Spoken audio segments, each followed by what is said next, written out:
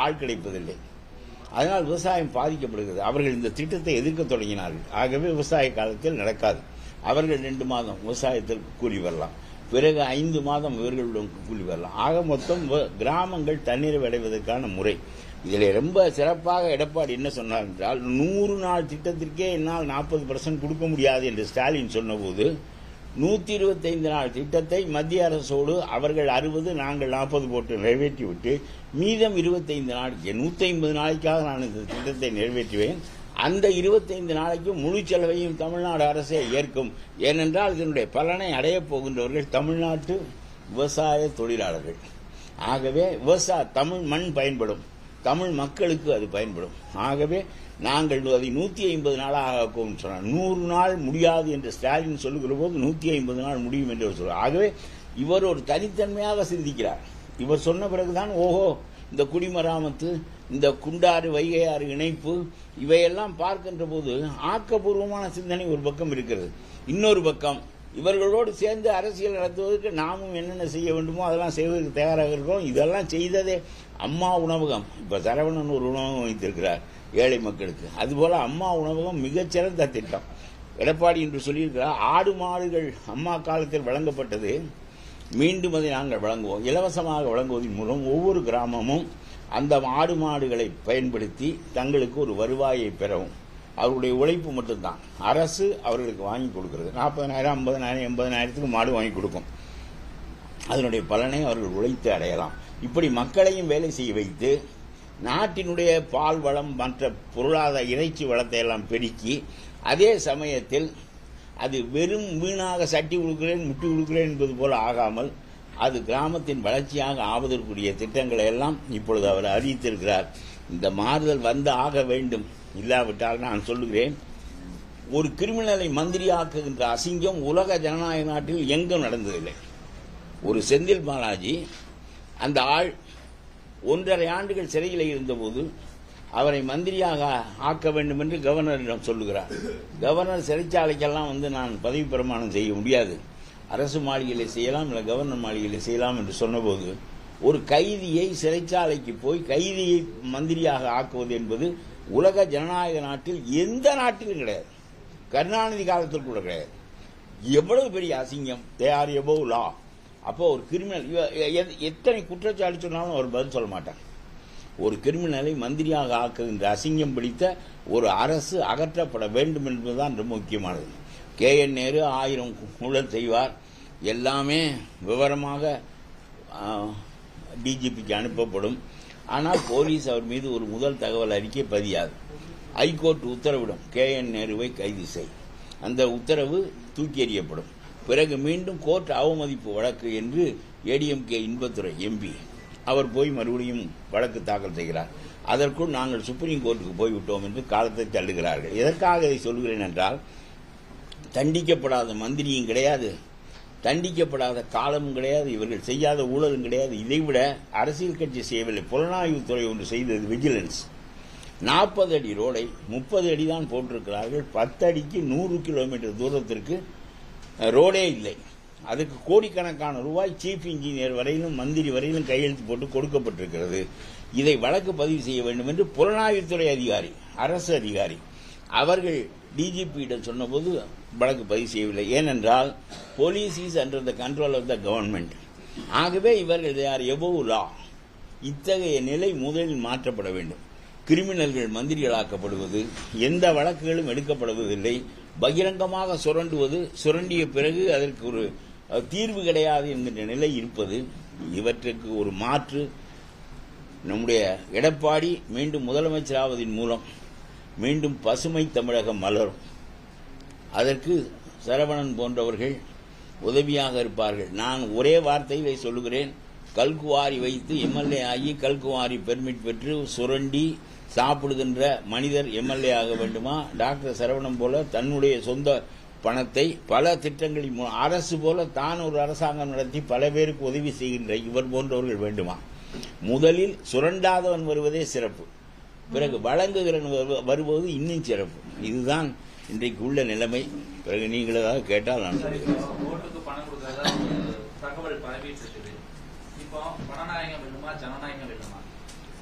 அதே மாதிரி அரசு அதிகாரிகளும் காவல்துறை டிஎஸ்பியும் வந்து தளபதிக்கு ஆதரவா செயல்பட்டு அவர் வண்டியிலேயே பணம் பட்டுவாடா. ஆமாம் ஆமாம் ஆமாம், ஆம்புலன்ஸ்லேயே கடத்துகிறார்கள். எல்லாவற்றிலும் அவர்கள் செய்கிறார்கள்.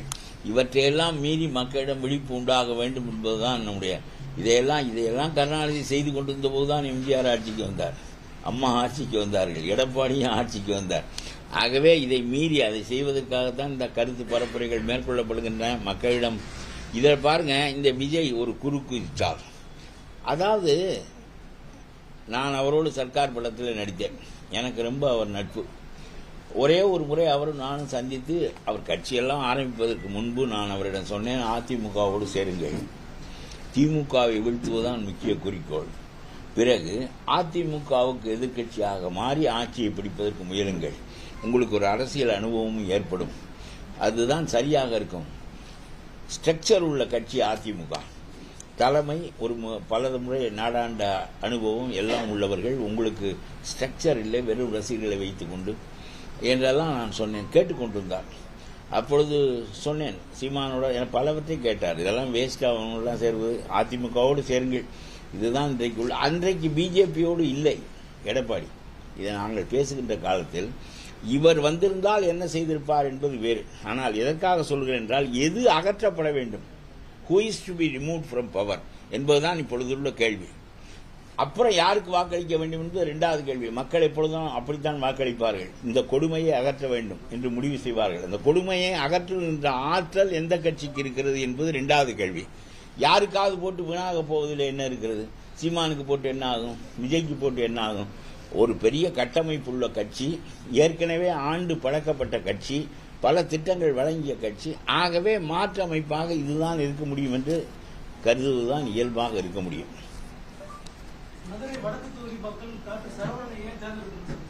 இல்ல, அதுதான் சொன்னேன். அதாவது ஒரு அரசு திட்டங்கள் போட்டு வழங்குவதை நாம் பார்த்திருக்கிறோம்.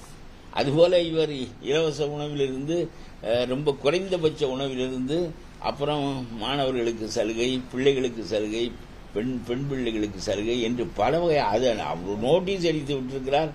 அது படித்து அசந்து போய்விட்டேன். இவர் ஒரு தனி அரசாங்கம் நடத்துகிறார். தான் ஈட்டுகிற பொருளை இலவசமாக மருத்துவம் பல ஏழைகளுக்கு. அதுதான் சிறப்பு. மனிதத்தன்மை அது. வேட்பாளர் ஆகிறோம், எம்எல்ஏ ஆகிறோம், அதெல்லாம் அப்புறம். எல்லாவற்றுக்கும் முதலாக மனிதன் தான் பிறந்ததினுடைய நோக்கம் பிறருக்கு பயன்பட்டு, பிறரோடு கூடி, பிறருக்கும் வழங்கி, தானும் வாழ்தல். ஏன் பணம் இவர்களுக்கு அந்த அரசாங்கத்தில் உள்ள 30,000 கோடியை எங்கே கொண்டு போய் ஒழிப்பது என்று அப்பனும் மகனும் தடுமாறுகிறார்கள் என்று இந்த பழனிவேல் தியாகராஜன் சொன்னார். பிடிஆர் பேரன் சொன்னார். நான் நினைச்சேன், அடே பிடிஆர் பேரன் என்பதை காட்டுகிறாரே, இப்படி சொல்லி அது பதிவாகிவிட்டது, ஊர் முழுவதுக்கும் தெரிந்து விட்டது. பிறகு ஸ்டாலின் அவரை பதவியை விட்டு கீழிறக்கம் செய்து விட்டார், ரொம்ப சுமாரான பதவியிலே தள்ளிவிட்டார். ஆமாம் என்று அதையும் ஏற்றுக்கொண்டிருக்கிறாரே. அப்புறம் என்ன மானம் உள்ள குடும்பம் பிடிஆர் குடும்பம்? போடாவும் பதவி என்ன டபேதார் கொடுத்தாலும் ஏற்றுக்கொள்வதா? சொன்னாய், அதுக்கு தண்டித்தார் ஸ்டாலின், உன்னை டபேதார் ஆக்குற, அப்பொழுதும் விடுவதில்லை என்று இருப்பதா? மானம் பெரிதல்லவா? பிடிஆர் பேரன் என்பது பெரிதா, இது பெரிதா? போ, உன் பதவியும் வேண்டாம், ஒன்று வேண்டாம் என்று சொல்லிவிட்டு வீட்டுக்கு வர வேண்டியதானே? நம்ம என்ன பணம் இல்லையா, காசு இல்லையா? அந்த அதிகார பற்றி விடமாட்டேன் என்கிறதே. இந்த போக்கு தான் திமுகவினுடைய மாபெரும் போக்கு. ஆகவே ஒரு முழு கட்சி எத்தனை தடவை நீங்கள் எந்த ஊழல் குற்றச்சாட்டு சொன்னாலும் பதில் சொல்ல மாட்டார்கள். கைதியாக இருந்து மந்திரியாக இருப்பார்கள். எல்லா கேவலங்களையும் ஒரு ஆக்கப்பூர்வமான காரியம். நான் எடப்பாடிக்கு 3-4 சொன்னேன். இது மாதிரி ஆக்கப்பூர்வமான, what is your brain child, what is your plan for the people? ஒன்று சொல்லு. இந்த சட்டி கொடுக்குறேன், முட்டி கொடுக்குறேன், 1000 கொடுக்குறேன், 500 கொடுக்குறேன் என்பதற்கு அப்பாற்பட்ட சொல். 5 லட்சம் கோடி உன்னுடைய 5 வருஷ ஆட்சியிலே வாங்கி வைத்திருக்கிறார். 75 வருடம் ஆண்டவர்கள் பூராவும் 5 லட்சம், எடப்பாடி வரையிலும் இவர் 5 லட்சம். இதை வாங்கி என்ன செய்தார்? இந்த இலவசம், அந்த இலவசம், மாணவனுக்கு மேட்டி ஷோ பார்ப்பதற்கு பணம், இதுதானே அவர் செய்தார். இதை என்ன எவன் செய்ய மாட்டான்? ஒரு ஆண்டுக்கு 80,000 கோடி வட்டி கட்ட வேண்டும். ஸ்டாலின் வாங்கி வைத்திருக்க கடனுக்கு எப்படி அடுத்தவன் ஆள முடியும்? அசலுக்கு 20% கட்ட வேண்டும், 40%, 120 கோடி, 1,20,000 கோடி கட்டினால் 3 லட்சம் வருமானம் உள்ள அரசாங்கத்தை எப்படி நடத்துவாய்? 3இல் 1 பங்கு அரசாங்க சிப்பந்திகளுக்கும் மற்றவர்களுக்கும் சம்பளமாக போகும், நிர்வாக செலவுகள். மீதம் 1 பங்கை வைத்துக் கொண்டு எப்படி நடத்துவாய்? அடுத்தவன் எப்படி ஆட்சி செய்வான்? இந்த ஒரு ஆட்சி, ஸ்டாலின் ஆட்சி நடந்ததற்கே இன்னும் 20 ஆண்டுகளாகும் தமிழ்நாடு நிமிர்வதற்கு. என்று சொன்னால் அப்புறம் மீண்டும் இந்த ஆளை கொண்டு வந்தால் தமிழ்நாடு மயானமாக ஆகிவிடும்.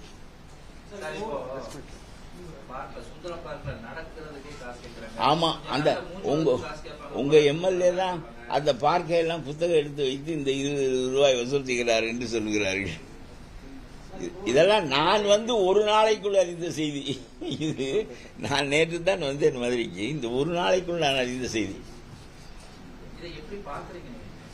இந்த அசிங்க பிடித்த மனிதர்கள் எல்லாம் விரட்டப்பட வேண்டும். தொழுநோயாளிகள் இவர்கள். ஆகவே இவர்கள் அகற்றப்பட்டால் தான் பொது வாழ்க்கை கொஞ்சம் கொஞ்சமாக மாறும். நான் உடனே பொன்னுலகம் வரும் என்று சொல்லவில்லை. சிறப்பாக, இதைவிட சிறப்பாக மனிதர்கள் வாழக்கூடிய நரகமாக இருக்கின்ற நாடு மனிதர்கள் வாழும் நாடாக மாற வேண்டும். இன்னைக்கு சாயந்தரம் இவருக்கு பிரச்சாரம் செய்யறேன், டாக்டர் சரவணன்.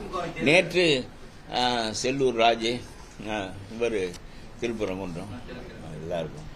எடப்பாடி பழனிசாமியால் தனிச்சு நின்று திமுக எதிர்க்க முடியாதுன்னு சொல்றீங்களா சார்? ஏன்னா நீங்க வந்து அதிமுக கூட்டணி வர சொல்லி இல்ல, கூட்டணி இருப்பது நல்லது.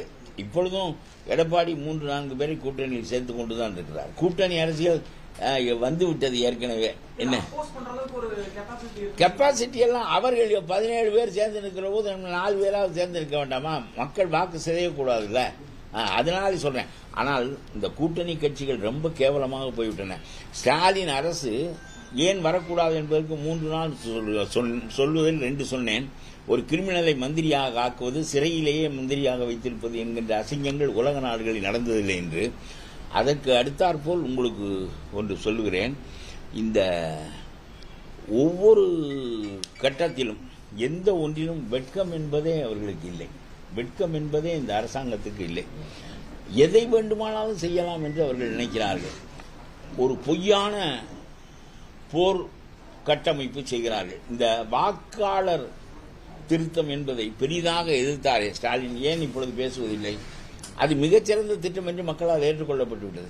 25 லட்சம் செத்து போனவனெல்லாம் வந்து வாக்களித்துக் கொண்டிருந்தான். இப்பொழுது அவனெல்லாம் செத்தவனாகவே ஆகிவிட்டான். அவனுக்கு பதிலாக மற்றவன் வாக்களித்துக் கொண்டிருந்தான். இது போன்ற தேவையில்லாத ஒருவன் 3 இடத்தில் பதிந்து வைத்திருந்ததெல்லாம் இப்பொழுது போய்விட்டது. 85-90% மக்கள் வாக்களிப்பார்கள். நீ இதற்கு விஜயும் போராட்டம் நடத்தினார். இவருக்கு என்ன தெரியும்? அவர் செய்வதை இவர் செய்வார். அப்பொழுதுதான் நாம் முன்னேறிய சக்தி என்று கருதுவார்கள் என்று நினைப்பார். ஆக இந்த இதுபோல 1000 போராட்டங்களை அறிவிக்கிறார்கள் நம்முடைய ஸ்டாலின். அப்புறம் கொஞ்ச காலத்தில் அதை விட்டு விடுவார். இந்த வாக்காளர் பட்டியல் திருத்தப்பட்டது குறித்து இப்பொழுது ஏன் பேசுவதில்லை? அது மிகச் சிறப்பானது என்று இன்றைக்கு அறியப்படுகிறது. 60 லட்சம் 70 லட்சம் பேர் தமிழ்நாட்டில் நீக்கப்பட்டார்கள். 2 கோடி பேர் உத்தரப்பிரதேசத்தில் நீக்கப்பட்டார்கள். தமிழ்நாட்டில் மட்டும்தான் நீக்கப்படுகிறார்களா? ஆக தமிழ்நாட்டினுடைய பிரச்சனைகளை விட்டுவிட்டு என்னமோ விடிந்தால் எழுந்தால், உங்களுக்கு சொல்லுகிறேன், விஸ்வகர்மா திட்டம் என்ற ஒரு திட்டத்தை மத்திய அரசாங்கம் அறிவித்தது. 22 சாதியினர், ரொம்ப கைவினை தொழிலாளர்கள், தாங்களே பாடுபட்டு வாழ்கிறவர்கள், அவர்கள் ஏழைகளாக இருப்பவர்கள் சொந்த தொழில் செய்வதற்காக அந்த திட்டத்தை அறிவித்தார். 5 லட்சம் ரூபாய் நாங்கள் மானியமாக கொடுக்கிறோம் என்று மோடி அறிவித்தார். அந்த திட்டத்தை இவர் கூடாது என்று சொல்லிவிட்டு, ஏனென்றால் அந்த 22 ஜாதியும் மோடி கைக்குள் போய்விடுமா, அதனாலே ஜாதியின் பெயரால் தருகின்ற மானியங்களை நாங்கள் ஏற்க மாட்டோம் என்று சொன்னார். அதன் பிறகு இவரே ஒரு தமிழ்நாடு அரசாங்கத்தில் ஒரு மானியத்தை அறிவித்தார். நான் கேட்கிறேன், அவன் தந்தை வாங்கிக்கொள், நீயும் ஒரு பணத்தை கொடு, அதனால் அந்த மக்கள் பயன்பெறுவார்களே, அதை வேண்டாம் என்று சொல்வதற்கு நீ யார் என்று கேட்கிறேன். ஜாதியின் பெயரால் என்ன இல்லை இந்த நாட்டில்? ஜாதி பார்த்தான் வேட்பாளர் நிறுத்துகிறீர்கள், ஜாதி தான் எல்லாமாக இருக்கிறது. அப்புறம் ஜாதியின் பெயரால் அவர் புரிவதற்காக இந்தந்த ஜாதிகள் அடிமட்டத்தில் இருக்கின்றன, அவர்கள் கைத்தொழிலாளர்களாக இருக்கிறார்கள் என்ற பெயரிலே விஸ்வகர்மா திட்டம் என்று அறிவித்தார். அதையெல்லாம் வேண்டாம் என்று சொன்னார்கள். அதைவிட மோடி ஒன்று சொன்னார், கிராமத்தில் மக்களுக்கு வீடு கட்டி கொடுக்கிற திட்டத்தை அறிவித்தோம், 60% தான் நிறைவேற்றி இருக்கிறார்கள், 40% மக்களை இனங்காண வேண்டியது மாநில அரசு, இடமும் காணவில்லை, மனையும் கட்டி கொடுக்கவில்லை, இது ஒரு கீழ்த்தரமான அரசியல் என்று சொன்னார்.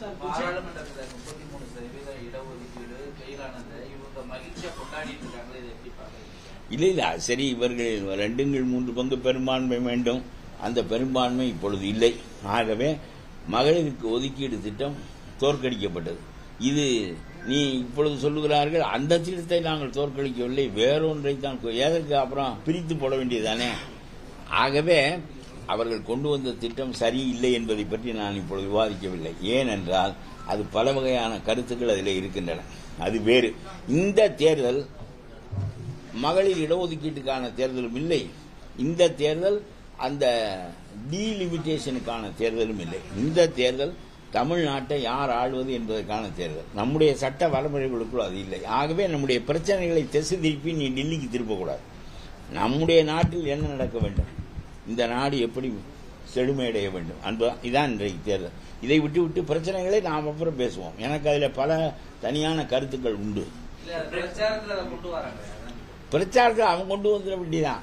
அது நான் சொல்றேன். இப்ப அந்த திட்டம் தோற்கடித்து உங்களை பாராளுமன்ற உறுப்பினர்களாக அனுப்பியிருக்கிறார்கள். நீங்கள் அங்கே போகிறீர்கள், எதிர்த்து வாக்களிப்பதற்கு உரிமை இருக்கிறது, அழிக்கிறீர்கள், அந்த திட்டம் நிறைவேறவில்லை, பிறகு வருகிறது, அப்பொழுது எதிருங்கள், ஆதரியுங்கள், எங்களுடைய கருத்துக்களை அப்புறம் நீ திசை திருப்புகின்ற போக்குக்கு நான் வரமாட்டேன். உன்னை அகற்றி இந்த தமிழ்நாடு ஒரு பெரிய மயான பூமியாக ஆக்கப்பட்டிருக்கின்ற நிலையிலிருந்து மீண்டு உங்களுடைய சொந்த குடும்பத்தின் சுரண்டல், இதுதான் தமிழ்நாடு ஆட்சி என்ற நிலையிலிருந்து தமிழ் மக்களுக்கான அரசாக அமைய வேண்டும் என்று நாம் விரும்புகின்ற போது இதை விட்டுவிட்டு டீலிமிட்டேஷனை பற்றி பேசலாம், இன்னும் எத்தனையோ பற்றி டிமானிட்டைசேஷனை பற்றி பேசலாம். இதெல்லாம் பேசுவதற்குரிய நேரம் இது இல்லை. அதை நம்ம மே 5ஆம் தேதிக்கு பிறகு பேசுவோம், அல்ல 23ஆம் தேதிக்கு பிறகு பேசுவோம். யாரு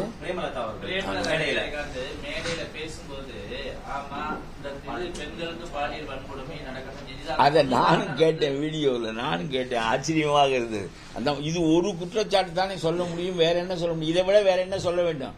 நாட்டில 6 வயது பெண்ணிலிருந்து 60 வயது கிழவி வரையிலும் கெடுக்கிறான்.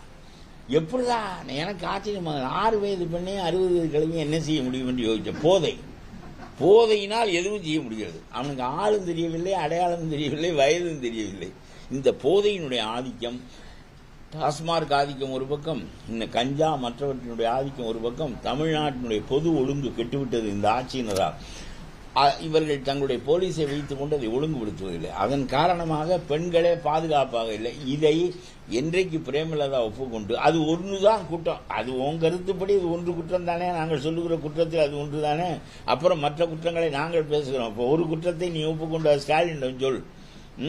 இதெல்லாம் என்ன பேச்சு? திரிக்கிறார்களா? என்ன நீ பேசிய பேச்சு வீடியோவிலே உன்னுடைய குரல்லே வருகிறது, அப்புறம் திரிக்கிறது என்ன? மாவாதிரிக்கிறார்கள். இதெல்லாம் என்ன பேச்சு?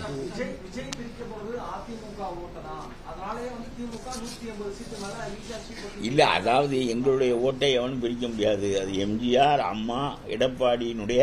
ஆனா ஒன்று சொல்லுகிறேன், இந்த AIADMK, MGR very popular leader, அம்மா அயர்ன் லேடி, இந்த 2 பேருக்கு பின்னால் எப்படி இந்த கட்சி நிற்கப் போகிறது என்று எல்லாரும் கருதிய போது சசிகலா அவரை தலைவராக ஆக்கினார், முதல்வராக ஆக்கினார் என்பதை நாங்கள் உடன்படுகிறோம். அது வேறு. உன்னை அறியாமல் தமிழ்நாட்டுக்கு செய்த ஒரே ஒரு நன்மை அதுதான் நான் சொல்லுகிறேன். உன்னை அறியாமல் எடப்பாடி ஏதோ நம்முடைய கைக்குள் இருப்பார் என்று கருதி கொண்டு இவர் ஆக்கினார். ஆனால் அந்த பதவியில் உட்கார வைத்தது தமிழ்நாடு முதலமைச்சராக. ஆகவே அவர் யாருக்கு விசுவாசமாக இருக்க வேண்டும் என்றால் தமிழ்நாட்டு மக்களுக்கு விசுவாசமாக இருக்க வேண்டும். இருந்தார் அந்த 2 கொரோனா ஆண்டுகளையும் நீக்கி அவர் ஆண்ட காலம் ரொம்ப சொற்பம். இனித்தான் முழுமையாக ஆள வேண்டும். அந்த சொற்பமான காலத்திற்குள் இவ்வளவு சொல்லும்படியான காரியங்களை அவர் செய்திருக்கிறார், அமைதியாக ஆண்டிருக்கிறார். ஆகவே அவரால் ஏற்பட்ட நன்மை அந்த தலைமைக்கு இவர் வந்ததினால் ஓபிஎஸ் வந்திருப்பாரே. ஆனால் அவர் எப்படி போய் திமுகவுக்குள் சேர்ந்தாரோ அதுபோல அதிமுகவையும் திமுகவும் ஒப்படைத்திருப்பார். ஆகவே இந்த கட்சி காப்பாற்றப்பட்டதற்கு காலம் எடப்பாடியை, சசிகலாவே செய்திருக்கட்டும், காலம்தான் அந்த தலைமை ஏற்பட வேண்டும் என்று விரும்பி சசிகலாவை கருவியாக கொண்டது. அதை தவிர நீ வாழ்நாளில் செய்த வேறு பெரிய காரியங்கள் என்ன என்று எனக்கு தெரியவில்லை. இதையே சொல்லிக்கொண்டு எனக்கு விசுவாசமாக, எனக்கு தமிழ்நாட்டுக்கு விசுவாசமாக இருக்கிறார், அதிமுகவுக்கு விசுவாசமாக இருக்கிறார், எம்ஜிஆர் உண்டாக்கிய கட்சியை காப்பாற்றி வைத்திருக்கிறார். எல்லாரும் அவர் தன்னையும் காத்துக்கொண்டு தன்னுடைய கட்சியையும் காத்து வைத்திருக்கிறார். மாற்று தலைவன் இல்லாத இயக்கமாக சிதறி போயிருக்க வேண்டிய இயக்கத்தை பாதுகாத்து வைத்திருக்கிறார் என்பது அவருக்குள்ள சிறப்பு. இல்ல, அது தனி விசுவாசம் அல்ல. அவர் என்ன, அவருடைய சொத்தை அவர் வெளியே கொடுத்தார். இவருக்கு சொந்தமாக விசுவாசமாக இருப்பதற்கு, நாட்டினுடைய பதவியை கொடுப்பதற்கு ஒருவர் கருவியாக வேண்டும். உங்களுக்கு சொல்லுகிறேன், காமராஜர் அரசியலிலே பெரிதாக வருவதற்கு சத்தியமூர்த்தி காரணமாக இருந்தார். அவ்வளவுதான். இப்படித்தான் இருக்க முடியுமே தவிர அரசியலில் பலர் சேர்ந்து ஒன்றை இவரை உருவாக்குகிறார்கள். நாளைக்கு மக்களுக்கு கேடான காரியம் நடந்தால் உருவாக்கியவரை எதிர்ப்பதா, மக்களுக்கு மாறாக செயல்படுவதா? மக்களுக்கு தான் இயல்பாக செயல்பட வேண்டும். உருவாக்கியவரை பற்றி கேள்வி இல்லை. ஒரு மனிதனுடைய நன்மை சிறந்ததா? இவர் இது ஒரு கட்சி, இது ஒரு சொத்து, இது ஒரு சுரண்டலுக்காக பயன்படுவது என்று கருதுகின்ற அந்த நிலைப்பாடு வேறு. தமிழ்நாட்டு மக்களுடைய வாழ்வு உரிமை என்பது வேறு. ஆகவே அவர் மக்களுக்கு சரியாக இருந்தார், அதுதான் முக்கியம். சும்மா காலை பிடித்தார், கையை பிடித்தார். அவர் சொன்னார், ஒரு பெரியவர்கள் நம்மை ஆக்கியவர்கள் அவர்களை காலை தொட்டு கும்பிடுவது, ஆசீர்வாதம் வாங்குவது வழக்கம். இன்னும் உதயந்தி அவருக்கு ஒன்றும் தெரியாது. தமிழ்நாட்டிலே மூளை இல்லாத 2-3 பேர் இருக்கிறார்கள். அவர்கள் கையில் இந்த அரசியல் சிக்கிக் கொண்டு என்ன ஆகும் என்று நான் பயப்படுவேன். அது ரொம்ப அதுக்கு சரியான வார்த்தை சொல்ல வேண்டுமென்றால் இக்னரண்ட். They are ignorant. இந்த தேர்தல் போல ஒரு மாயையை உண்டாக்குகிறார்கள். தமிழ்நாட்டு தேர்தலில் வெற்றி பெற்று பிஜேபி உள்ளே வரப்போவதும் இல்லை, அந்த தலைவர்கள் நுழையப் போவதும் இல்லை. வெறும் 27 இடங்கள் கொடுத்து அவர்களை எங்கே வைக்க வேண்டுமோ அங்கே எடப்பாடியால் வைக்க முடிந்தது. பிஜேபியினுடைய அடிமை என்று இவர்கள் சொல்லுகிறார்களே தவிர அவர்களுக்குரிய இடங்கள் தான் அவர்களுக்கு வழங்கப்பட்டது. 169 இடங்களில் நின்று தனி பெரும்பான்மையோடு ஆட்சி அமைப்பேன் என்பதுதான் அவருடைய எல்லா நிலைகளிலும் அவருடைய நிலைப்பாடு. எத்தனை முறை தேசிய கூட்டணியினுடைய ஆட்சி வரும் என்று சொன்னாலும் ஒவ்வொரு முறையும் அதிமுகவினுடைய தனி ஆட்சி தான் அமையும் என்று சொல்லுகின்ற மன வலிமை எடப்பாடிக்கு இருக்கிறது. ஆகவே இவர்கள் அதையெல்லாம் மாற்றி இந்த பழைய காலத்து வடக்கு வாழ்கிறது தெற்கு தேய்கிறது என்கின்ற அடிப்படையில் பிஜேபி தான் இங்கே ஆட்சி நடத்த எப்படி நடத்துவார்கள்? 27 இடங்களை வைத்துக் கொண்டு எப்படி அவர்கள் ஆட்சி நடத்துவார்கள்? ஆக எல்லாவற்றையும் திசை திருப்புகின்ற ஒரு போக்கு. ஆகவே இந்த தேர்தலில் சொல்லுகிறேன், அவர்கள் யார் நாம் யார் என்பதற்கு நம்முடைய டாக்டர் சரவணனுடைய வேட்பு நிலை அல்லது இந்த தொகுதியை வைத்து சொல்லுகிறேன். எதிர் தளபதி கல்குவாரி நடத்துகிறவர். திமுகவுக்குள் ஆளுங்கட்சிக்குள் நுழைவதனுடைய அடிப்படையே கல்குவாரி நடத்துவது, மலைகளை தரைமட்டமாக்குவது. நம்முடைய கீழவளவு மலையே தரைமட்டமாகிவிட்டதே. ஆறுகளை வறண்ட நிலங்களாக்குவது, இதுதான் அவர்களுடைய நிலை. இந்த வேட்பாளர், திமுக வேட்பாளர் வெளிப்படையாக கல்குவாரி நடத்துகிறார். கல்குவாரியால் பாதிக்கப்படுகிற கிராம மக்கள் போராட்டம் நடத்துகிறார்கள், ஊர்வலம் வருகிறார்கள், கலெக்டரிடம் மனு கொடுக்கிறார்கள். நாங்கள் இனிமேல் வாக்கு போட மாட்டோம் என்று சொல்லி அட்டைகளை திரும்ப கொடுக்கிறார்கள்.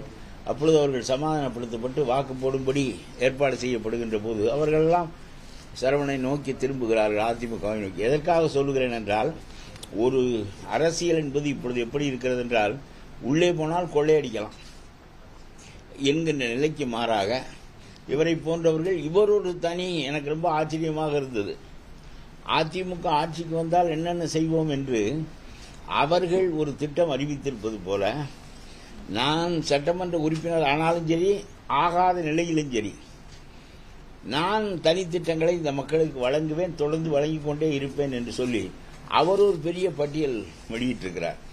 குறைந்த அம்மா உணவகங்கள் எட்டேறாத இடங்களுக்கு இன்னொரு அம்மா உணவகமாக சரவணனுடைய உணவகம் எளிய மக்களுக்கு ரொம்ப குறைந்த விலையில் கொடுப்பது, மருத்துவம் இலவசமாக பலவற்றை செய்வது, மாணவர்களுக்கு செல்போன் வழங்குவது என்று அவர் அறிவித்திருக்கிறது. இவர் ஒரு அரசாங்கம் நடத்துகிறார் தனது பணத்தில். அதுதான் ரொம்ப முக்கியமானது. ஆகவே அரசை அடைந்தால், அதிகாரத்தை அடைந்தால் கொள்ளையடிக்கலாம் என்கின்ற நிலைக்கு மாறாக அது ஒரு கௌரவம், மக்களுக்கு தொண்டு செய்வதற்கான ஒரு கருவி அந்த பதவி என்ற அடிப்படையில் தானே இவ்வளவையும் செய்கின்றவர், தன்னுடைய பணத்தில் இடையராது செய்கின்றவர். இவரைப் போல பொது உணர்வுடையவர்கள் சட்டமன்றத்திற்கு போனால்தான் சட்டமன்றத்தின் தன்மை மாறும். அத்தனை பேரும் பத்திரம் பதிகிற மந்திரியாக இருந்தாலும் சரி, உங்களுடைய இந்த வடக்கு திமுக வேட்பாளராக இருந்தாலும் சரி, அத்தனை பேரும் சுரண்டுவது மக்களுக்கு தெரிவதில்லை. 1000 கொடுக்கிறேன், 500 கொடுக்கிறேன், அது கொடுக்கிறேன், இது கொடுக்கிறேன். இந்த 8000 ரூபாய் கூப்பனை நீ ஆட்சிக்கு வந்த பிறகு கொடு, ஆட்சிக்கு வந்தால் கொடு, வருவதற்கு முன் இதை வைத்துக் கொண்டால் தான் நீ நாளைக்கு வாங்க முடியும் என்று சொல்லி இப்பொழுதே அந்த மக்களை தயார் செய்து, இதெல்லாம் ரொம்ப அசிங்கமான வேலைகள். அரசு பணத்தில் 8000 ரூபாய் கூப்பனை கொடுப்பதற்கு இப்பொழுது போலி கூப்பன் கொடுக்க வேண்டிய கட்டாயம் என்ன? மக்களை ஏமாற்றுவது என்பது ரொம்ப கேவலமானது. எதையாவது சொல்வது, டில்லி நம்முடைய பூதம் அரக்கன் நம் தலையில் உட்கார போகிறான், என்ன அவர் பெரிய இந்த ஈரானுக்கும் அமெரிக்காவுக்கும் நடந்த போருக்கு இடையே கூட பெட்ரோல் விலையை ஏற்றாமல் பார்த்துக் கொண்டாரே மோடி. மோடியினுடைய கொள்கைகள் வேறு, அதிமுகவினுடைய கொள்கைகள் வேறு. இயக்கம் அதிமுக. திமுகவை போல இந்தியை எதிர்க்கிறோம், இடஒதுக்கீட்டுக்கு முன்னால் நிற்கிறோம், எத்தனையோ காரியங்கள் செய்கிறோம். நீதான் பூதம் பூதம் என்று சொல்வதாய் நீட் தேர்வை கொண்டு வந்தது நீதானே. திமுக அந்த மந்திரி காந்தி செல்வன் தான் பாராளுமன்றத்தில் நீட் தேர்வுக்கான மசோதாவை அறிமுகப்படுத்தி சட்டமாக்கியவர். நீ கொண்டு வந்த பூதத்தை நானே ஒழிக்கிறேன் என்று சென்ற தடவை சொன்னாயே, ஒழித்து விட்டாயா? அதற்கு சூழ்ச்சிகள் எல்லாம் எனக்கு தெரியும் என்று சொன்னாயே, உன்னால் செய்ய முடிந்ததா? எல்லாமே போய் தொடக்க காலத்திலிருந்து தலையும் போய், காலும் போய், உடம்பும் போய், எல்லாமே போய். ஆனால் இதே நீட் தேர்வுக்கு எடப்பாடி எப்படி அதை கையாண்டார் பாருங்கள். வந்தது வந்துவிட்டது, திமுகவால் வந்துவிட்டது என்றாலும் கூட இனிமேல் அதை போக்குவது என்பது எளிதில்லை என்கிற நிலையில் நம்முடைய மக்களுக்கு அந்த நீட் தேர்வை எப்படி பயன்படும்படி செய்ய வேண்டும் என்று அவர் அதற்கு ஒரு திட்டம் வகுத்தார். நீட் தேர்வால் பாதிப்பு ஏழை எளிய மக்களுக்கு தான், அரசு பள்ளிகளில் படிக்கின்றவர்களுக்கு தான். பணக்காரர்கள் போராடி பெரிய செலவு செய்து தங்களை தேர்வு செய்து கொள்வார்கள், இவர்களுக்கு முடியாது. ஆக அரசு பள்ளியில் படிக்கிறவர்கள் பூராவும் முழுவதும் வசதியற்றவர்கள். அந்த பிள்ளைகள் 7.5% அவர்களுக்கு ஒதுக்கீடு கொடுத்து இப்பொழுது அவர்கள் பல பேருடைய கழுத்தில் ஸ்டெதஸ்கோப் தொங்குவதற்கு இந்த 7.5 போகத்தான் மற்றவர்களுக்கு. அவர்களுடைய மதிப்பெண்ணை பற்றி பேச்சில்லை. இந்த அரசு பள்ளிகளில் மாணவர்கள் வாங்குகின்ற மதிப்பெண் எவ்வளவு இருக்க வேண்டும் என்பது 7.5%. யார் கூடுதலோ அவர்களுக்கு இடம் கொடுத்து விடுவார்கள். ஆகவே ஏழை எளிய மக்கள் வீட்டிலெல்லாம் இன்றைக்கு டாக்டர்கள் உருவாவதற்கு ஒன்றை தானே அந்த கேட்டை செய்துவிட்டு தானே அதை எதிர்த்து கொண்டு திரிகின்ற முள்ளமாரித்தனத்திற்கும் சரி வந்துவிட்டது, அதற்கு என்ன ஏற்பாடு செய்ய வேண்டும் என்று கருதுகின்ற எடப்பாடியினுடைய தலைமைக்கும் பெரிய வேறுபாடு உண்டு. அவருடைய திட்டங்களிலேயே அவன் 1000 கொடுத்தால் நாங்கள் 2000 கொடுப்போம், 8000 கொடுத்தால் நாங்கள் 10,000 கொடுப்போம், இது ஒன்றும் பெரிய காரியமில்லை. அவன் சுரண்டியது போக தர வேண்டும், நாங்கள் வரி வசூலை உண்டாக்கி கொண்டு கொடுப்போம் என்று எடப்பாடி தெளிவாக சொல்லுகிறார். ஆனால் ஒன்று சொல்லுகிறேன், இந்த வைகை ஆறு, குண்டாறு, காவிரி மூன்றையும் இணைத்து விருதுநகருக்கும் அருப்புக்கோட்டைக்கும் சிவகாசிக்கும் தண்ணீர் இல்லாத அந்த வறண்ட பூமிக்கெல்லாம் தண்ணீர் கிடைக்கும்படி செய்ய வேண்டும். உபரி தண்ணீர் காவிரியில் வருகிற போது அதை குண்டாற்றோடு இணைத்து வைகையோடு இணைத்து அவர்களுக்கு செய்ய வேண்டும் என்பதுதான் ஆக்கப்பூர்வமான திட்டம். நாங்களும் 1000 பொருள்கள் தருகிறோம் என்று சொல்லியிருக்கிறோம். அது ஒரு பக்கம் இருக்கட்டும், அது இயல்பான மக்களுக்கான வளங்கள். ஆனால் ஆக்கப்பூர்வமான ஸ்ட்ரக்சர் ஆஃப் த கண்ட்ரி அது என்ன செய்ய வேண்டும் என்பதற்கு இது போன்ற திட்டங்கள் பெரிய திட்டங்கள். அவர் ஒரு விவசாயி என்கின்ற காரணத்தினால் தமிழ்நாடு தொடங்கிய காலத்திலிருந்து இன்றைக்கு வரையிலும் விவசாய ஆள்வது என்பது எடப்பாடி தான். அதனால்தான் அதற்கு உரிய விதத்திலே சிந்திக்கிறார். குடிமராமத்து கொண்டு வர வேண்டும் என்று சொல்வதும், ஒவ்வொரு கிராமமும் தண்ணீரை அடைய வேண்டும், தாங்களே அந்த கடப்பாறை எடுத்து மண்வெட்டி எடுத்து வேலை செய்ய வேண்டும், தங்களுக்கான திட்டங்களை தாங்களே வகுத்துக் கொள்ள வேண்டும், அதற்கான பண உதவியை அரசு செய்யும் என்று சொல்லுகிற முறை சோழர்கள் காலத்திற்கு பிறகு எடப்பாடி காலத்தில் தான் வந்திருக்கிறது. இது மாதிரி ஒரு ஆக்கப்பூர்வமான கன்ஸ்ட்ரக்டிவ் புரோகிராம் ஒன்றை ஸ்டாலின் சொல்லட்டும், நான் ஒப்புக்கொள்கிறேன். ஒரு கன்ஸ்ட்ரக்டிவ் புரோகிராம் சோழர்கள் காலத்து முறை மீண்டும் வருகிறது. நீயே திட்டமிடு, நீயே மம்மட்டி எடு, நீயே கோடரி எடு, நீனே வேலை செய், வேண்டிய உதவியை அரசு செய்யும், உங்களுடைய கிராமங்களை நீங்களே தீர்மானித்துக் கொள்ளுங்கள். இப்படி கிராம தன்னிறைவு வருகிற போது நாடு முழுவதும் ஏற்றமடையும். 125 நாளைக்கு மோடி திட்டம் போட்டு மகாத்மா காந்தி திட்டத்தை மாற்றியமைக்கிறார். மாற்றியமைத்த போது 60%, 40% என்றெல்லாம் இருந்தாலும் ஸ்டாலின் சொன்னார் 40% எங்களால் கொடுக்க முடியாது, 100 நாளைக்கே கொடுக்க முடியாது, 175 நாளைக்கு எப்படி கொடுக்க முடியும் என்று கேட்டார். அப்படி கேட்டபோது அவர் சொன்னார், ஊழல் நடக்கிறது, ஆகவே உங்களுக்கும் நீங்களும் பணம் போட்டால்தான் அந்த ஊழல் இல்லாமல் இருக்க முடியும் என்று சொல்லி அவர் அதற்கு சொன்னார், விவசாய காலம் 2 மாசம் அந்த திட்டம் நடக்காது என்று சொன்னார். ஏனென்றால் விவசாய காலத்தில் கூலிக்கு ஆள் கிடைப்பதில்லை, அதனால் விவசாயம் பாதிக்கப்படுகிறது. அவர்கள் இந்த திட்டத்தை எதிர்க்க தொடங்கினார்கள். ஆகவே விவசாய காலத்தில் நடக்காது. அவர்கள் 2 மாதம் விவசாயத்தில் கூலி வரலாம், பிறகு 5 மாதம் இவர்களுடன் கூலி வரலாம். ஆக மொத்தம் கிராமங்கள் தண்ணீர் அடைவதற்கான முறை. இதில் ரொம்ப சிறப்பாக எடப்பாடி என்ன சொன்னார் என்றால், 100 நாள் திட்டத்திற்கே என்னால் 40% கொடுக்க முடியாது என்று ஸ்டாலின் சொன்னபோது 125 நாள் திட்டத்தை மத்திய அரசோடு அவர்கள் 60, நாங்கள் 40 போட்டு நிறைவேற்றிவிட்டு மீதம் 25 நாளைக்கு 150 நாளைக்காக நான் இந்த திட்டத்தை நிறைவேற்றுவேன், அந்த 25 நாளைக்கு முழு செலவையும் தமிழ்நாடு அரசே ஏற்கும். ஏனென்றால் இதனுடைய பலனை அடையப் போகின்றவர்கள் தமிழ்நாட்டு விவசாய தொழிலாளர்கள். ஆகவே தமிழ் மண் பயன்படும், தமிழ் மக்களுக்கு அது பயன்படும். ஆகவே நாங்கள் அதை 150 நாளாக ஆக்குவோம் சொன்னார். 100 நாள் முடியாது என்று ஸ்டாலின் சொல்லுகிற போது 150 நாள் முடியும் என்று சொல்றார். ஆகவே இவர் ஒரு தனித்தன்மையாக சிந்திக்கிறார். இவர் சொன்ன பிறகுதான் ஓஹோ இந்த குடிமராமத்து, இந்த குண்டாறு வைகையாறு இணைப்பு இவையெல்லாம் பார்க்கின்ற போது ஆக்கப்பூர்வமான சிந்தனை ஒரு பக்கம் இருக்கிறது. இன்னொரு பக்கம் இவர்களோடு சேர்ந்து அரசியல் நடத்துவதற்கு நாமும் என்னென்ன செய்ய வேண்டுமோ அதெல்லாம் செய்வதற்கு தயாராக இருக்கிறோம். இதெல்லாம் செய்ததே அம்மா உணவகம். இப்ப சரவணன் ஒரு உணவகம் வைத்திருக்கிறார் ஏழை மக்களுக்கு. அதுபோல அம்மா உணவகம் மிகச்சிறந்த திட்டம். எடப்பாடி என்று சொல்லியிருக்கிறார். ஆடு மாடுகள் அம்மா காலத்தில் வழங்கப்பட்டது, மீண்டும் அதை நாங்கள் வழங்குவோம். இலவசமாக வழங்குவதன் மூலம் ஒவ்வொரு கிராமமும் அந்த ஆடு மாடுகளை பயன்படுத்தி தங்களுக்கு ஒரு வருவாயை பெறவும். அவருடைய உழைப்பு மட்டும்தான். அரசு அவர்களுக்கு வாங்கி கொடுக்கிறது. 40,000, 50,000, 80,000 மாடு வாங்கி கொடுக்கும். அதனுடைய பலனை அவர்கள் உழைத்து அடையலாம். இப்படி மக்களையும் வேலை செய்ய வைத்து நாட்டினுடைய பால் வளம் மற்ற பொருளாதார இறைச்சி வளத்தை எல்லாம் பெருக்கி, அதே சமயத்தில் அது வெறும் வீணாக சட்டி கொடுக்கிறேன் முட்டி கொடுக்கிறேன் என்பது போல ஆகாமல் அது கிராமத்தின் வளர்ச்சியாக ஆவதற்குரிய திட்டங்களை எல்லாம் இப்பொழுது அவர் அறிவித்திருக்கிறார். இந்த மாறுதல் வந்து ஆக வேண்டும். இல்லாவிட்டால் நான் சொல்லுகிறேன், ஒரு கிரிமினலை மந்திரியாக்குகின்ற அசிங்கம் உலக ஜனநாயக நாட்டில் எங்கும் நடந்ததில்லை. ஒரு செந்தில் பாலாஜி அந்த ஆள் 1.5 ஆண்டுகள் சிறையில் இருந்தபோது அவரை மந்திரியாக ஆக்க வேண்டும் என்று கவர்னரிடம் சொல்லுகிறார். கவர்னர் சிறைச்சாலைக்கெல்லாம் நான் பதவி பிரமாணம் செய்ய முடியாது, அரசு மாளிகையில் செய்யலாம், இல்லை கவர்னர் மாளிகையில் செய்யலாம் என்று சொன்னபோது, ஒரு கைதியை சிறைச்சாலைக்கு போய் கைதியை மந்திரியாக ஆக்குவது என்பது உலக ஜனநாயக நாட்டில் எந்த நாட்டிலும் கிடையாது. கருணாநிதி காலத்தில் கூட கிடையாது. எவ்வளவு பெரிய அசிங்கம். தே ஆர் எபோவ் லா. அப்போ ஒரு கிரிமினல் எத்தனை குற்றச்சாட்டு சொன்னாலும் அவர் பதில் சொல்ல மாட்டார். ஒரு கிரிமினலை மந்திரியாக ஆக்குகின்ற அசிங்கம் பிடித்த ஒரு அரசு அகற்றப்பட வேண்டும் என்பதுதான் ரொம்ப முக்கியமானது. KN நேரு 1000 ஊழல் செய்வார், எல்லாமே விவரமாக DGPக்கு அனுப்பப்படும். ஆனால் போலீஸ் அவர் மீது ஒரு முதல் தகவல் அறிக்கை பதியாது. ஹைகோர்ட் உத்தரவிடும், KN நேருவை கைது செய். அந்த உத்தரவு தூக்கி எறியப்படும்.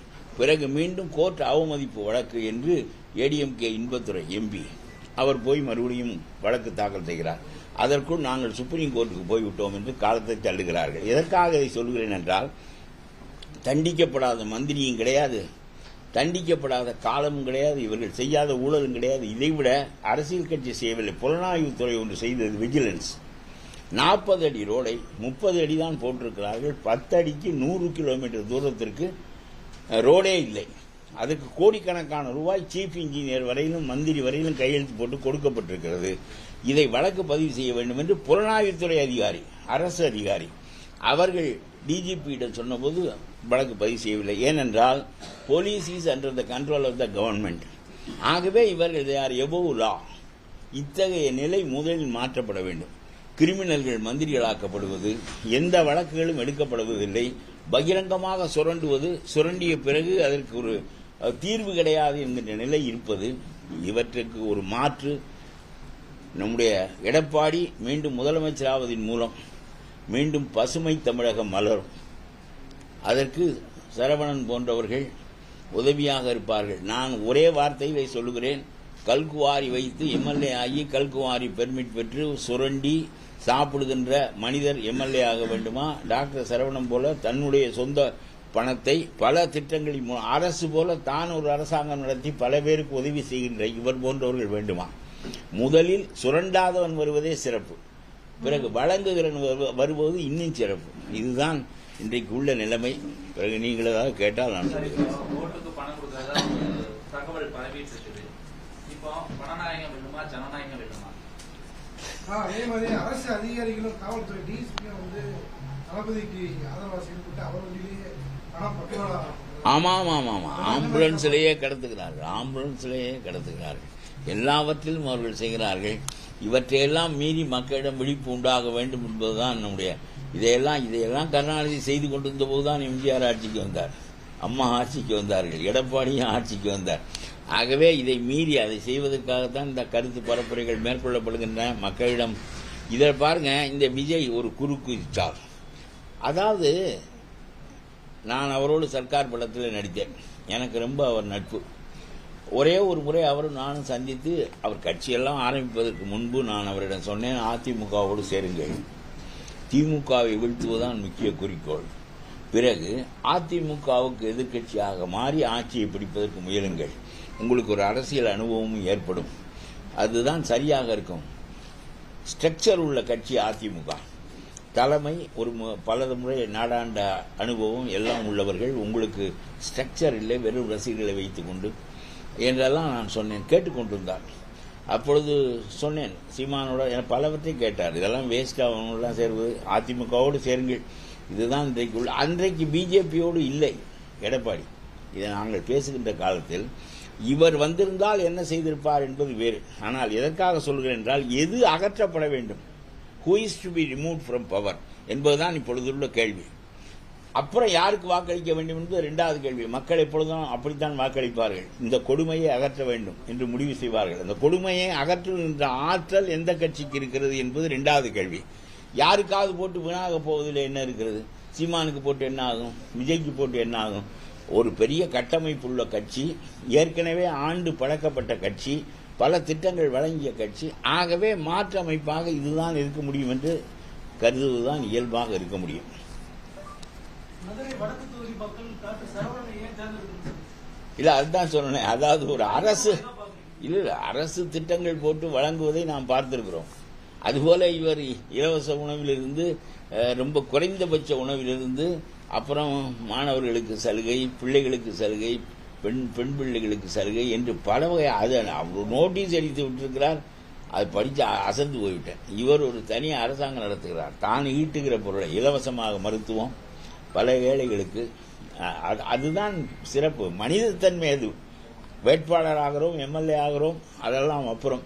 எல்லாவற்றுக்கும் முதலாக மனிதன் தான் பிறந்ததினுடைய நோக்கம் பிறருக்கு பயன்பட்டு, பிறரோடு கூடி, பிறருக்கும் வழங்கி, தானும் வாழ்தல்.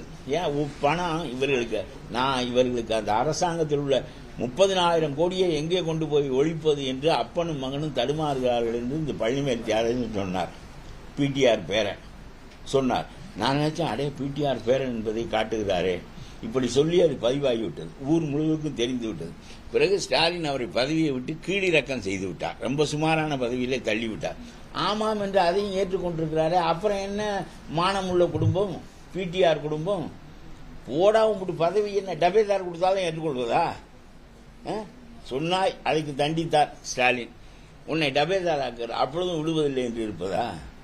மானம் பெரிதல்லவா? பிடிஆர் பேரன் என்பது பெரிதா? இது பெரிதா? போ, உன் பதவியும் வேண்டாம், ஒன்று வேண்டாம் என்று சொல்லிவிட்டு வீட்டுக்கு வர வேண்டியதானே?